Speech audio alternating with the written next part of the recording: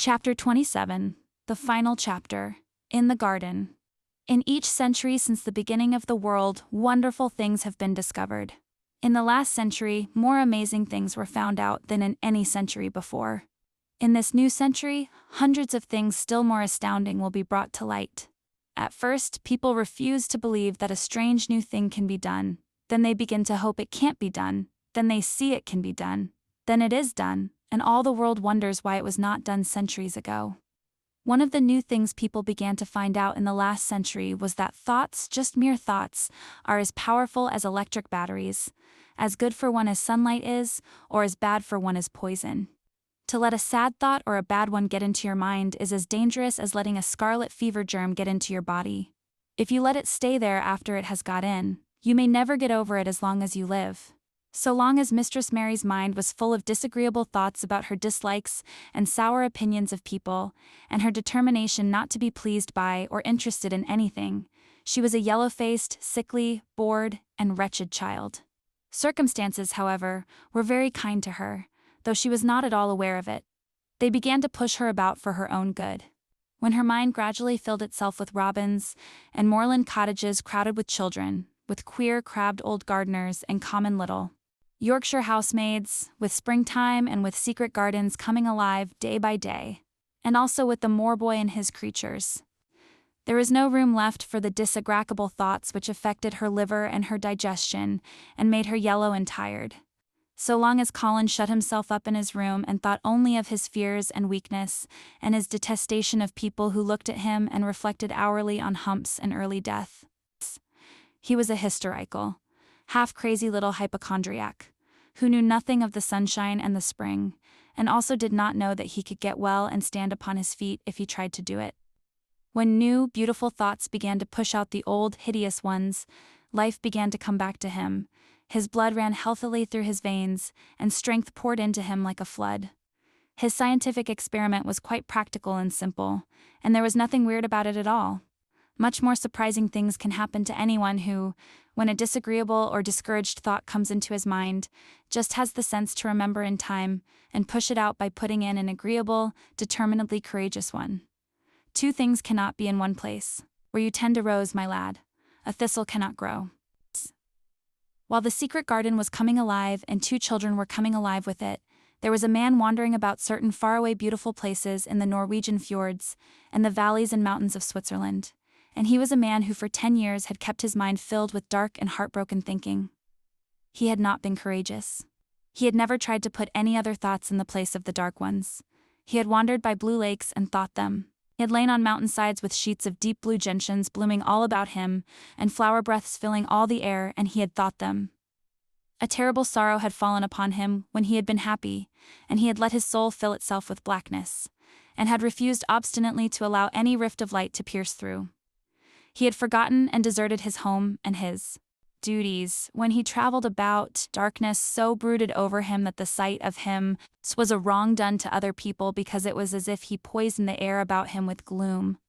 Most strangers thought he must be either half mad or a man with some hidden crime on his soul. He was a tall man, with a drawn face and crooked shoulders, and the name he always entered on hotel registers was Archibald Craven, Misselthwaite Manor, Yorkshire, England. He had travelled far and wide since the day he saw Mistress Mary in his study, and told her she might have her bit of earth. He had been in the most beautiful places in Europe, though he had remained nowhere more than a few days. He had chosen the quietest and remotest spots. He had been on the tops of mountains whose heads were in the clouds, and had looked down on other mountains when the sun rose and touched them with such light as made it seem as if the world were just being born. But the light had never seemed to touch himself until one day, when he realized that for the first time in 10 years, a strange thing had happened. He was in a wonderful valley in the Austrian Tyrol, and he had been walking along through such beauty as might have lifted any man's soul out of shadow. It walked a long way, and it had not lifted his. But at last he had felt tired and had thrown himself down to rest on a carpet of moss by a stream. Was a clear little stream which ran quite merrily along on its narrow way through the luscious, damp greenness. Sometimes it made a sound rather like very low laughter as it bubbled over and round stones. He saw birds come and dip their heads to drink it in, and then flick their wings and fly away. It seemed like a thing alive, and yet its tiny voice made the stillness seem deeper. The valley was very, very still. As he sat gazing into the clear running of the water, Archibald Craven gradually felt his mind and body both grow quiet as the valley itself. He wondered if he were going to sleep, but he was not. He sat and gazed at the sunlit water, and his eyes began to see things growing at its edge. There was one lovely mass of blue forget-me-nots growing so close to the stream that its leaves were wet, and at these he found himself looking as he remembered he had looked at such things years ago. He was actually thinking tenderly how lovely it was and what wonders of blue its hundreds of little blossoms were. He did not know that just that simple thought was slowly filling his mind, filling and filing it until other things were softly pushed aside. It was as if a sweet, clear spring had begun to rise in a stagnant pool and had risen and risen until at last it swept the dark water away. But of course he did not think of this himself. He only knew that the valley seemed to grow quieter and quieter as he sat and stared at the bright, delicate blueness. He did not know how long he sat there or what was happening to him, but at last he moved as if he were awakening, and he got up slowly and stood on the moss carpet, drawing a long, deep, soft breath and wondering at himself. Something seemed to have been unbound and released in him, very quietly. "What is it?" he said, almost in a whisper, and he passed his hand over his forehead. "I almost feel as if I were alive." I do not know enough about the wonderfulness of undiscovered things to be able to explain how this had happened to him. Neither does anyone else yet. He did not understand it all himself. But he remembered this strange hour months afterwards when he was at Miss Ulthwaite again, and he found out quite by accident that on this very day, Colin had cried out as he went into the secret garden, "I am going to live forever and ever and ever." The singular calmness remained with him the rest of the evening, and he slept a new, reposeful sleep. But it was not with him very long. He did not know that it could be kept. By the next night he had opened the doors wide to his dark thoughts, and they had come trooping and rushing back. He left the valley and went on his wandering way again. But, strange as it seemed to him, there were minutes, sometimes half-hours, when, without his knowing why, the black burden seemed to lift itself again, and he knew he was a living man and not a dead one. Slowly, slowly, for no reason that he knew of, he was coming alive with the garden. As the golden summer changed into the deeper golden autumn, he went to the Lake of Como. There he found the loveliness of a dream. He spent his days upon the crystal blueness of the lake, or he walked back into the soft, thick verdure of the hills and tramped until he was tired so that he might sleep. But by this time he had begun to sleep better, he knew, and his dreams had ceased to be a terror to him. Perhaps, he thought, my body is growing stronger. It was growing stronger, but, because of the rare, peaceful hours when his thoughts were changed, his soul was slowly growing stronger too. He began to think of Miss Ulthwaite and wonder if he should not go home. Now and then he wondered vaguely about his boy and asked himself what he should feel when he went and stood by the carved four-poster bed again and looked down at the sharply chiseled ivory-white face while it slept, and the black lashes rimmed so startlingly the close-shut eyes. He shrank from it. One marvel of a day he had walked so far that when he returned the moon was high and full, and all the world was purple shadow and silver. The stillness of lake and shore and wood was so wonderful that he did not go into the villa he lived in. He walked down to a little bowered terrace at the water's edge and sat upon a seat and breathed in all the heavenly scents of the night. He felt the strange calmness stealing over him, and it grew deeper and deeper until he fell asleep. He did not know when he fell asleep and when he began to dream. His dream was so real that he did not feel as if he were dreaming. He remembered afterwards how intensely wide awake and alert he had thought he was. He thought that as he sat and breathed in the scent of the late roses and listened to the lapping of the water at his feet, he heard a voice calling. It was sweet and clear and happy and far away. It seemed very far, but he heard it as distinctly as if it had been at his very side. "Archie, Archie, Archie," it said, and then again, sweeter and clearer than before, "Archie, Archie." He thought he sprang to his feet, not even startled. It was such a real voice, and it seemed so natural that he should hear it. "Lilias, Lilias," he answered. "Lilias, where are you?" In the garden it came back like a sound from a golden flute. In the garden, and then the dream ended. But he did not awaken. He slept soundly and sweetly all through the lovely night. When he did awake at last, it was brilliant morning and a servant was standing staring at him. He was an Italian servant, and was accustomed, as all the servants of the villa were, to accepting without question any strange thing his foreign master might do. No one ever knew when he would go out or come in, or where he would choose to sleep, or if he would roam about the garden or lie in the boat on the lake all night. The man held a salver with some letters on it, and he waited quietly until Mr. Craven took them. When he had gone away, Mr. Craven sat a few moments holding them in his hand and looking at the lake.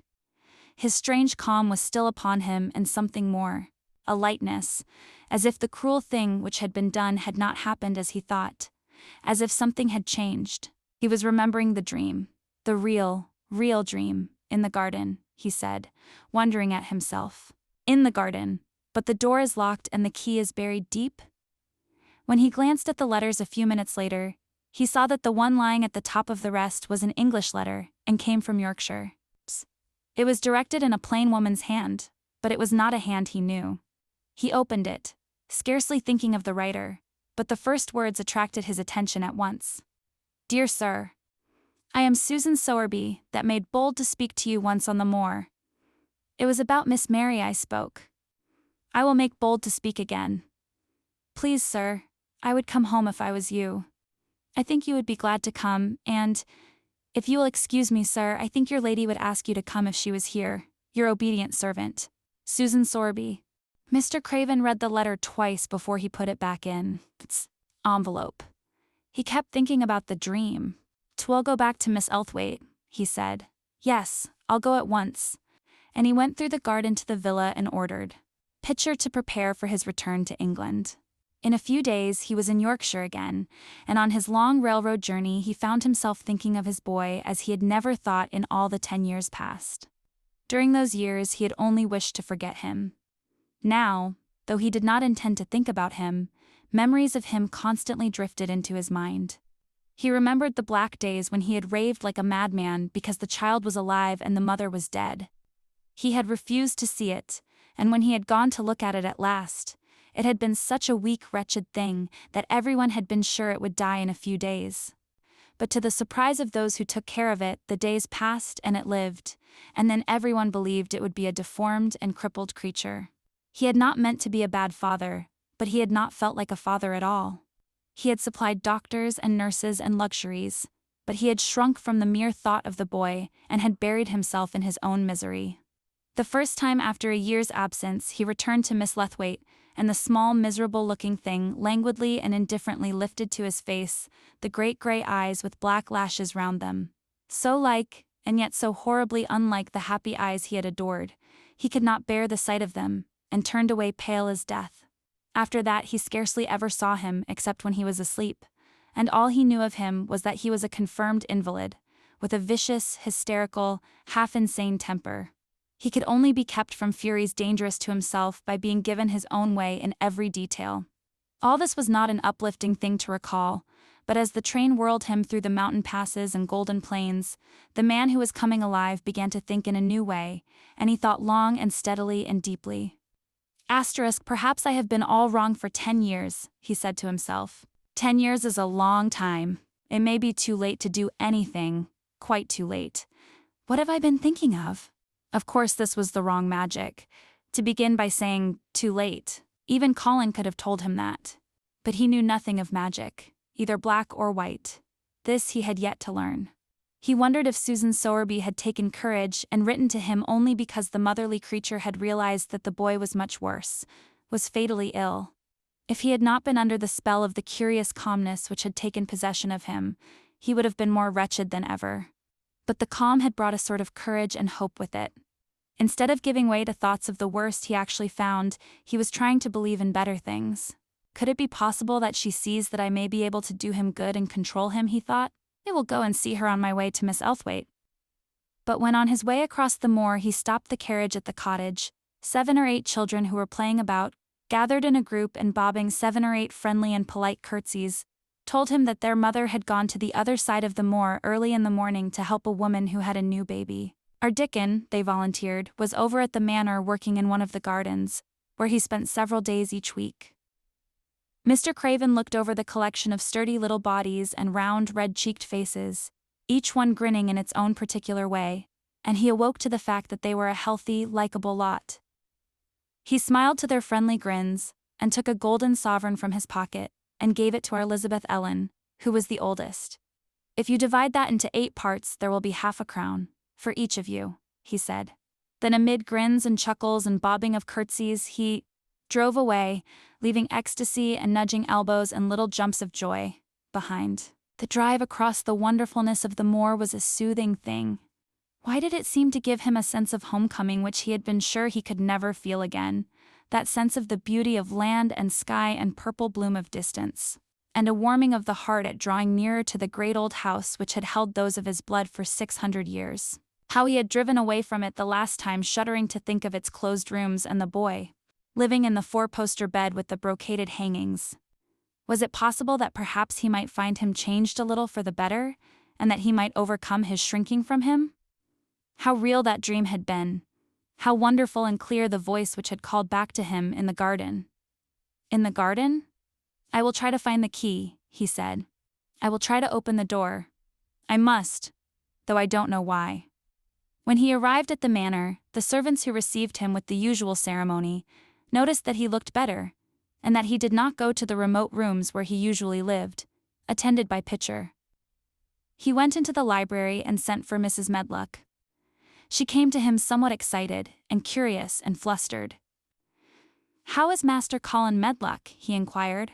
"Well, sir," Mrs. Medlock answered, he's different, in a manner of speaking." "Worse?" he suggested. Mrs. Medlock really was flushed. "Well, you see, sir," she tried to explain, "neither Dr. Craven, nor the nurse, nor me can exactly make him out. Why is that? To tell the truth, sir, Master Colin might be better and he might be changing for the worse. His appetite, sir, is past understanding. And his ways. Has he become more peculiar?" her master asked, knitting his brows anxiously. "That's it, sir. He's growing very peculiar. When you compare him with what he used to be. He used to eat nothing, and then suddenly he began to eat something enormous. And then he stopped again all at once, and the meals were sent back just as they used to be. You never knew, sir, perhaps that out of doors he never would let himself be taken. The things we've gone through to get him to go out in his chair would leave a body trembling like a leaf. He'd throw himself into such a state that Dr. Craven said he couldn't be responsible for forcing him. Well, sir, just without warning, not long after one of his worst tantrums, he suddenly insisted on being taken out every day by Miss Mary and Susan Sowerby's boy, Dickon, that could push his chair. He took a fancy to both Miss Mary and Dickon brought his tame animals and, if you'll credit it, sir, out of doors he will stay from morning until night." "How does he look?" was the next question. "If he took his food natural, sir, you'd think he was putting on flesh, but we're afraid it may be a sort of bloat. He laughs sometimes in a queer way when he's alone with Miss Mary. He never used to laugh at all. Dr. Craven is coming to see you at once, if you'll allow him. He never was as puzzled in his life." "Where is Master Colin now?" Mr. Craven asked. "In the garden, sir." "He's always in the garden, though not a human creature is allowed to go near for fear they'll look at him." Mr. Craven scarcely heard her last words. "In the garden," he said, and after he had sent Mrs. Medlock away, he stood and repeated it again and again. "In the garden." He had to make an effort to bring himself back to the place he was standing in, and when he felt he was on earth again, he turned and went out of the room. He took his way, as Mary had done, through the door in the shrubbery and among the laurels and the fountain beds. The fountain was playing now, and was encircled by beds of brilliant autumn flowers. He crossed the lawn, and turned into the long walk by the ivied walls. He did not walk quickly, but slowly, and his eyes were on the path. He felt as if he were being drawn back to the place he had so long forsaken, and he did not know why. As he drew near to it, his step became still more slow. He knew where the door was, even though the eye hung over it, but he did not know exactly where it lay, that buried key. So he stopped and stood still, looking about him, and almost the moment after he had paused, he started and listened, asking himself if he were walking in a dream. The ivy hung thick over the door. The key was buried under the shrubs. No human being had passed that portal for 10 lonely years, and yet inside the garden there were sounds. They were the sounds of running, scuffling feet seeming to chase round and round under the trees. They were strange sounds of lowered, suppressed voices, exclamations and smothered, joyous cries. It seemed actually like the laughter of young things, the uncontrollable laughter of children who were trying not to be heard, but who in a moment or so, as their excitement mounted, would burst forth. What in heaven's name was he dreaming of? What in heaven's name did he hear? Was he losing his reason and thinking he heard things which were not for human ears? Was it that the far, clear voice had meant? And then the moment came, the uncontrollable moment when the sounds forgot to hush themselves. The feet ran faster and faster. They were nearing the garden door. There was quick, strong, young breathing and a wild outbreak of laughing shouts which could not be contained. And the door in the wall was flung wide open, the sheet of ivy swinging back, and a boy burst through it at full speed and without seeing the outsider, dashed almost into his arms. Mr. Craven had extended them just in time to save him from falling as a result of his unseeing dash against him, and when he held him away to look at him in amazement at his being there, he truly gasped for breath. He was a tall boy, and a handsome one. He was glowing with life, and his running had sent splendid color leaping to his face. He threw the thick hair back from his forehead and lifted a pair of strange gray eyes full of boyish laughter and rimmed with black lashes like a fringe. It was the eyes which made Mr. Craven gasp for breath. Who? He stammered. This was not what Colin had expected. This was not what he had planned. He had never thought of such a meeting. And yet to come dashing out, winning a race, perhaps it was even better. He drew himself up to his very tallest. Mary, who had been running with him and had dashed through the door too, believed that he managed to make himself look taller than he had ever looked before. Inches taller. "Father," he said, "Team Colin. You can't believe it. I scarcely can myself. I'm Colin." Like Mrs. Medlock, he did not understand what his father meant when he said hurriedly, In the garden. Yes, hurried on Colin. It was the garden that did it. And Mary and Dickon and the creatures. And the magic. No one knows. We kept it to tell you when you came. I'm well. I can beat Mary in a race. I'm going to be an athlete. He said it all so like a healthy boy. His face flushed, his words tumbling over each other in his eagerness, that Mr. Craven's soul shook with unbelieving joy. Colin put out his hand and laid it on his father's arm. Aren't you glad, father? He ended. Aren't you glad? I'm going. To live forever and ever and ever. Mr. Craven put his hands on both the boy's shoulders and held him still. He knew he dared not even try to speak for a moment. Take me into the garden, my boy, he said at last, and tell me all about it. And so they let him in. The place was a wilderness of autumn gold and purple and violet and flaming scarlet, and on every side were sheaves of late lilies standing together, lilies which were white and ruby. He remembered well when the first of them had been planted, that just at this season of the year their late glories should reveal themselves. Late roses climbed and hung and clustered, and the sunshine deepening the hue of the yellowing trees, made one feel that one stood in an embowered temple of gold. The newcomer stood silent just as the children had done when they came into its grayness. He looked round and round. I thought it would be dead, he said. Mary thought so at first, said Colin, but it came alive. Then they sat down under their tree, all but Colin, who wanted to stand while he told the story. It was the strangest thing he had ever heard, Archibald Craven thought, as it was poured forth in headlong boy fashion. Mystery and magic and wild creatures, the weird midnight meeting, the coming of the spring, the passion of insulted pride which had dragged the young Rajah to his feet to defy old Ben Weatherstaff to his face, the odd companionship, the play acting, the great secret so carefully kept.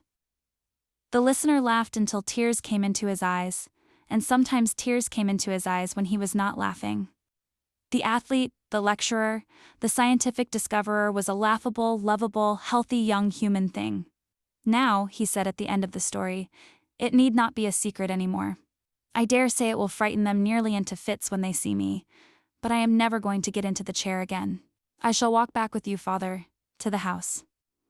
Ben Weatherstaff's duties rarely took him away from the gardens, but on this occasion he made an excuse to carry some vegetables to the kitchen, and being invited into the servants' hall by Mrs. Medlock to drink a glass of beer, he was on the spot, as he had hoped to be. When the most dramatic event Misselthwaite Manor had seen during the present generation actually took place. One of the windows looking upon the courtyard gave also a glimpse of the lawn. Mrs. Medlock, knowing Ben had come from the gardens, hoped that he might have caught sight of his master, and even by chance of his meeting with Master Colin. "Did you see either of them, Weatherstaff?" she asked. Ben took his beer mug from his mouth and wiped his lips with the back of his hand. "That I did," he answered with a shrewdly significant air. "Both of them," suggested Mrs. Medlock. "Both, Jem," returned Ben Weatherstaff. "Thank you kindly." "Ma'am, I could sup up another mug of it. Together?" said Mrs. Medlock, hastily overfilling his beer mug. In her excitement. "Together, ma'am," and Ben gulped down half of his new mug. At one gulp. "Where was Master Colin? How did he look? What did they say to each other?" "I didn't hear that," said Ben, along only been on stepladder looking over the hate wall. "But I'll tell thee this. So there's been things going on outside as you house people knows nowt about. And what thou'll find out soon." And it was not 2 minutes before he swallowed the last of his beer and waved his mug solemnly towards the window which took in through the shrubbery a piece of the lawn. "Look here," he said, "if thou's curious. Look what's comin'.